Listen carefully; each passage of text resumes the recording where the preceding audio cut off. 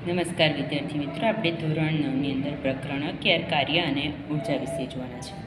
એમાં પ્રસ્તાવનાથી જે પહેલું વિભાગ છે એ તમારે વાંચવાનો છે અને સમજવાનો છે. તો આપણે અહીંયા જે પહેલા પેરેગ્રાફની અંદર અગાઉના પ્રકરણમાં જે શીખી ગયા એની ચર્ચા કરેલી છે. ત્યાર પછી બીજા પેરેગ્રાફની અંદર આપણી જે ક્રિયાવિધિઓ છે જેમાં આપણે ઉર્જાની જરૂર પડે છે, જે આપણે ખોરાકમાંથી પ્રાપ્ત કરીએ તેની સમજ આપેલી છે.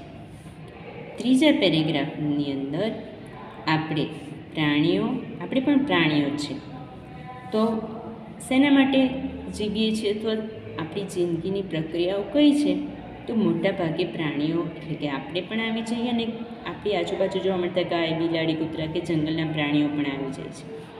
એ બધા ખોરાક મેળવવા, રહેઠાણ માટે બધી ક્રિયાઓ કરે છે અને એના માટે શું જોઈએ? ઉર્જા. પછીના પેરેગ્રાફમાં મશીન વિશે કહ્યું છે.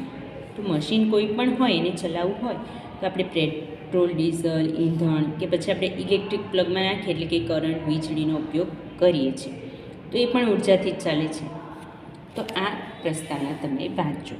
હવે આપણે જોઈએ કાર્ય શું છે? તો કાર્ય શબ્દો આપણે રોજિંદા વ્યવહારમાં તો ઉપયોગ કરીએ છીએ, પણ આપણે જે કાર્ય કહીએ છીએ રોજિંદા વ્યવહારમાં અને વિજ્ઞાનમાં એ બંને થોડોક તફાવત જોવા મળે છે. તો આપણે સમજીએ.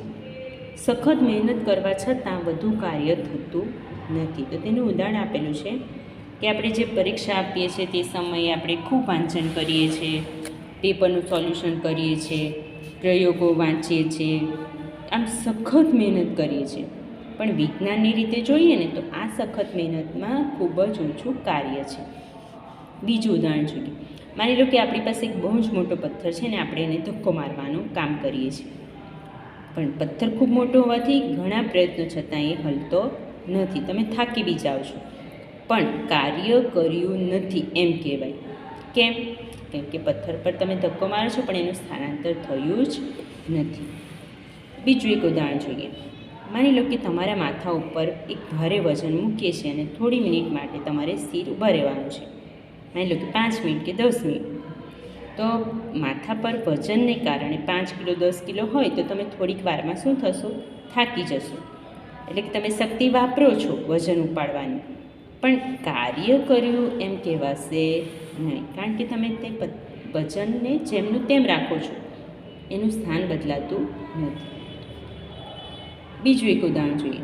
માની લો કે કુદરતી દ્રશ્યને જોવું છે, તમારે સાંજનું સૂર્યાસ્ત જોવો છે કે સવારનો સૂર્યોદય જોવો છે, તો તમે સીડી ચડીને કોઈ મકાનના બીજા માળ સુધી જાઓ છો અથવા કોઈ ઝાડ પર ચડો છો.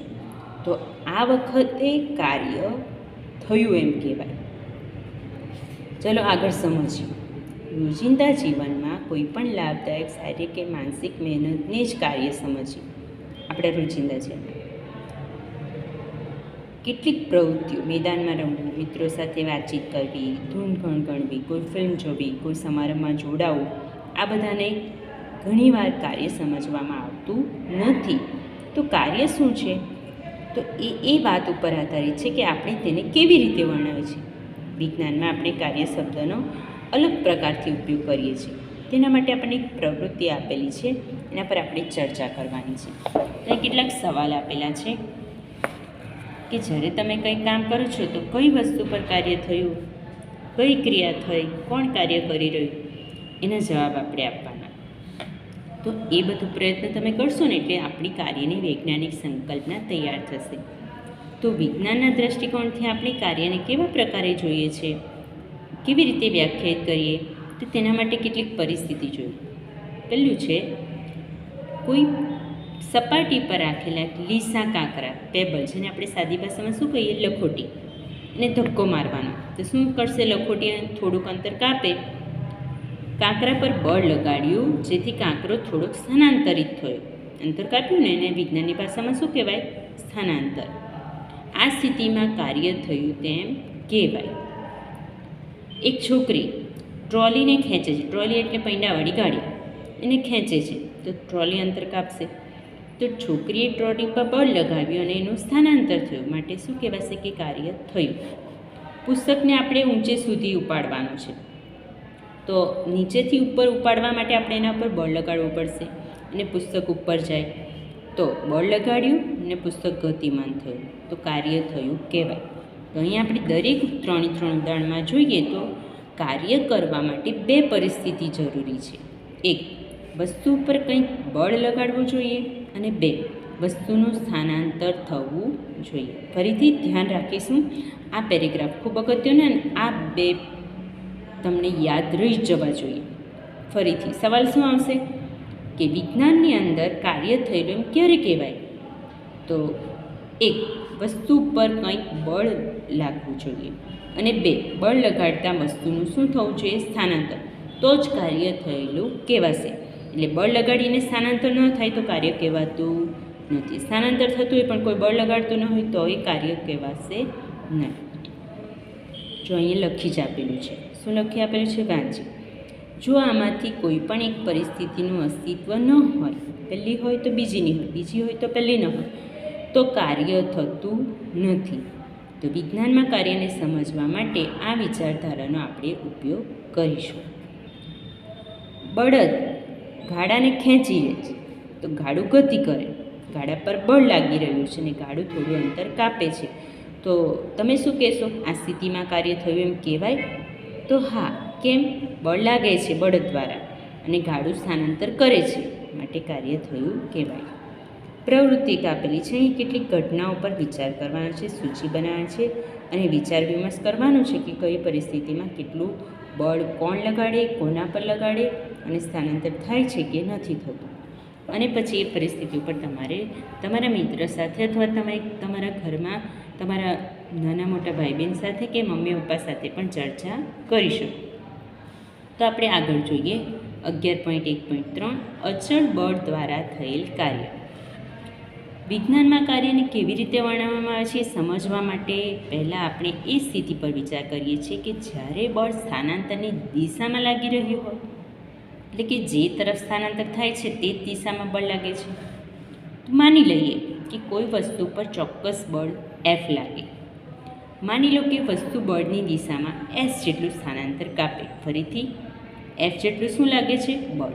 અને બળ લાગતા પદાર્થનું શું થાય છે? સ્થાનાંતર. કેટલું? S. માની લો કે W કરેલું કાર્ય છે, તો આપણે બળ લગાડીએ અને અંતર ખસે એટલે કાર્ય તો થાય, ને તે કાર્ય કેટલું? W. તો કાર્યની વ્યાખ્યા મુજબ કરેલ કાર્ય બળ તથા સ્થાનાંતરના ગુણાકાર જેટલું છે. એટલે આપણી સૂત્ર શું થશે? કાર્ય બરાબર બળ ગુણ્યા સ્થાનાંતર. કાર્યની સંજ્ઞા છે W, વર્ક ફોર W. બળ ફોર્સ F, સ્થાનાંતર S. આકૃતિમાં જોઈએ તો આ બ્લોક છે, એને લીસી સપાટીવાળા ટેબલ પર મૂકેલું છે અને આ તરફથી F બળ લાગે તો એ જ દિશામાં એ S જેટલું સ્થાનાંતર કરે છે. આમ કોઈ વસ્તુ પર લાગતા બળ દ્વારા થયેલ કાર્ય બળના મૂલ્ય અને બળની દિશામાં થયેલ સ્થાનાંતરના ગુણાકાર બરાબર હોય છે. કાર્ય ફક્ત મૂલ્ય જ ધરાવે છે, એને કોઈ દિશા હોતી નથી.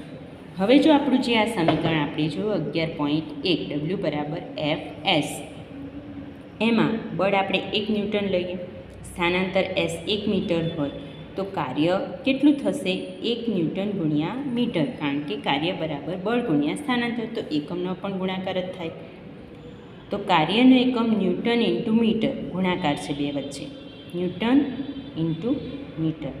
અને આ જે ન્યૂટન ઇન્ટુ મીટર છે એને બીજો એકમ છે જૂલ, જેની સંજ્ઞા છે જે, એના દ્વારા પણ દર્શાવી શકાય.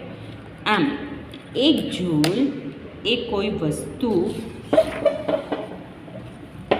પર કરેલા કાર્યની માત્રા છે. જ્યારે 1 ન્યૂટન જેટલું બળ વસ્તુને બળની કાર્યરેખાની દિશામાં 1 મીટર જેટલું સ્થાનાંતર કરાવે ત્યારે થયેલું કાર્ય કેટલું કહેવાશે? 1 જૂલ. એટલે તમને પરીક્ષામાં પૂછાય કે 1 જૂલને વ્યાખ્યાયિત કરો એટલે શું કહેવાનું? તો આગળ જે આપણે લખ્યું એ અથવા આ બી લખી શકો કે 1 ન્યૂટન જેટલું બળ વસ્તુ પર લગાડીએ અને વસ્તુનું સ્થાનાંતર જો 1 મીટર થાય તો કરેલું કાર્ય કેટલું કહેવાશે? 1 જૂલ. જો વસ્તુ પર બળ શૂન્ય હોય તો વસ્તુનું સ્થાનાંતર શૂન્ય હોય તો કાર્ય કેટલું કહેવાશે? શૂન્ય. હવે ઉદાહરણ 11.1માં બળ આપેલું છે 5 ન્યૂટન, સ્થાનાંતર 2 મીટર તો કાર્ય કેટલું? તો કાર્ય બરાબર બળ ગુણ્યા સ્થાનાંતર. 5 ન્યૂટન ગુણ્યા 2 મીટર એટલે 10 ન્યૂટન ઇન્ટુ મીટર. પ્રશ્નની અંદર આપણને બળ આપેલું છે 7 ન્યૂટન ને વસ્તુનું સ્થાનાંતર થાય છે 8 મીટર. તો કાર્ય કેટલું હશે? બળ ગુણ્યા સ્થાનાંતર 7 ગુણ્યા 8, 7 8 56 ન્યૂટન ઇન્ટુ મીટર. એકમ આપણે લખવાનું. એક બીજી સ્થિતિ પર વિચાર કરીએ કે બળને સ્થાનાંતર એક જ દિશામાં હોય. માની લો કે એક બાળકી છે એ કારને ખેંચે છે. અહીં આપણને આકૃતિ આપેલી છે. તો આ દિશામાં ખેંચે છે ને આ જ દિશામાં ગાડીનું સ્થાનાંતર થાય છે. તો કરેલું કાર્ય અહીં આપણને આપેલું છે. ક્યારે? જે દિશામાં ખેંચે એ જ દિશામાં બળ બી લાગે અને સ્થાનાંતર પણ થાય તો કાર્ય ધન ગણાય છે. કેવું ગણાય છે? કાર્ય ધન. હવે જો જે તરફ બળ લાગે એની વિરુદ્ધ દિશામાં સ્થાનાંતર થાય એટલે કે બંનેની દિશા વચ્ચેનો ખૂણો 180 અંશ હોય તો કાર્ય કેટલું કહેવાશે? ઋણ. અને તે વખતે ઋણ ચિહ્ન શું દર્શાવે? એની દિશા વિરુદ્ધ ચિહ્ન દર્શાવે. એનું કોઈ ઉદાહરણ તમને ખ્યાલ આવે? જ્યારે આપણે કોઈ દડાને ઉપરની દિશામાં ફેંકીએ છીએ તો તે વખતે દડાને આપણે ઉપરની દિશામાં ફેંકીએ છીએ પણ એના પર જે ગુરુત્વાકર્ષણ બળ લાગે છે એ તો પૃથ્વી તરફ લાગે અને એ પૃથ્વીથી દૂર જાય તો તે વખતે કાર્ય કેટલું કહેવાશે? ઋણ કહેવાશે. અહીં આપણને પ્રવૃત્તિમાં એની સમજ આપેલી છે. તમે વાંચો અને વિચારજો. ત્યાર પછી આપણને ઉદાહરણ આપેલું છે કે કુલી 15 કિલોગ્રામ વજનને ઉપાડીને જમીનથી આટલી ઊંચાઈ લઈ જાય છે તો એના કાર્યની ગણતરી કરો. તો દળ સ્થાનાંતર. તો અહીં આપણને દળ આપેલું છે, બળ આપેલું નથી તો બળનું સૂત્ર મૂકીશું F બરાબર mg, જેમાં m છે 15 કિલોગ્રામ ને g આપણે અગાઉના પ્રકરણમાં શીખી ગયા 9.8 અથવા તો 10 લેવામાં આવે અને s છે 1.5. તો ગુણાકાર કરતાં જવાબ શું આવશે? 225 ન્યૂટન ઇન્ટુ મીટર એટલે 225 જૂલ. હવે અહીં 4 પ્રશ્નો આપેલા છે. એ 4 પ્રશ્નો તમારે વાંચી વિચારી અને એના જવાબ નોટબુકમાં લખવાના છે અને આ પ્રકરણમાં અહીં સુધી તમારે તૈયાર કરવાનું છે. અસ્તુ.